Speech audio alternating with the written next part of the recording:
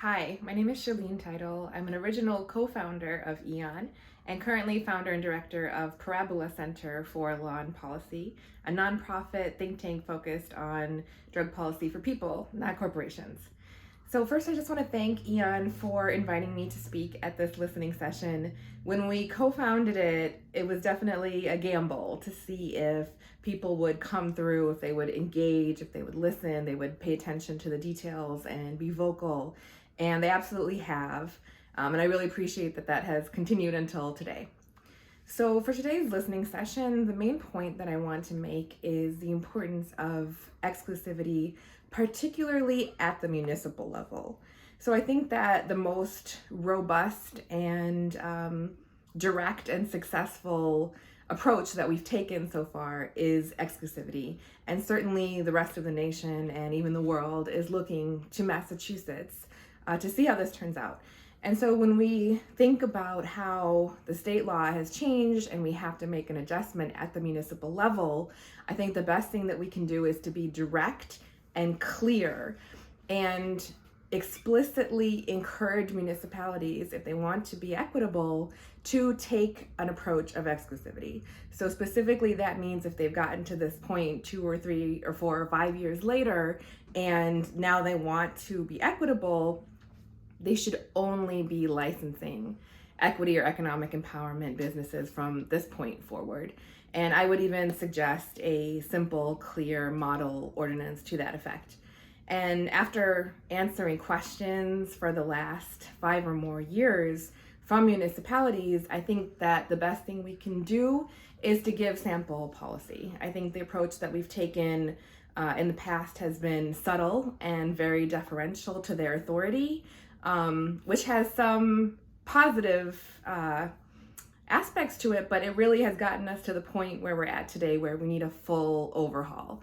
So the best thing that we can do is explicitly encourage municipalities to take an exclusive approach. I also want to point out that because there's likely to be a lot of confusion around this topic, there has never in the country been any concerns or lawsuits around exclusivity or any type of benefits for business owners that have been impacted by the war on drugs. So arrests, incarceration, however the impact has been shown, and that's what I would encourage cities and at any level jurisdictions to focus on. And explicitly, just last week, in the Supreme Court case affecting affirmative action, the court went out of its way to point out that applicants can say that they have been impacted because of their race, and they can explain how. And so that might be something that municipalities and other jurisdictions want to take into account. But again, I want to make it clear, because we will probably see this misrepresented. There are no concerns currently about using arrests, incarceration, or asking one to explain how race has impacted their lives. I also just want to say that I think a really wonderful opportunity around exclusivity has been the way to see quickly things that aren't working and fixing them. So for example, with delivery, I think we're seeing the 2-driver rule and other high barriers to entry being addressed quickly, because nobody can really deal with those rules, and you don't see very large monopolistic companies focusing on having high barriers to entry. And so that has been really helpful. And I think the more we have exclusivity, the more we're going to be able to see problems identified, analyzed, and fixed quickly.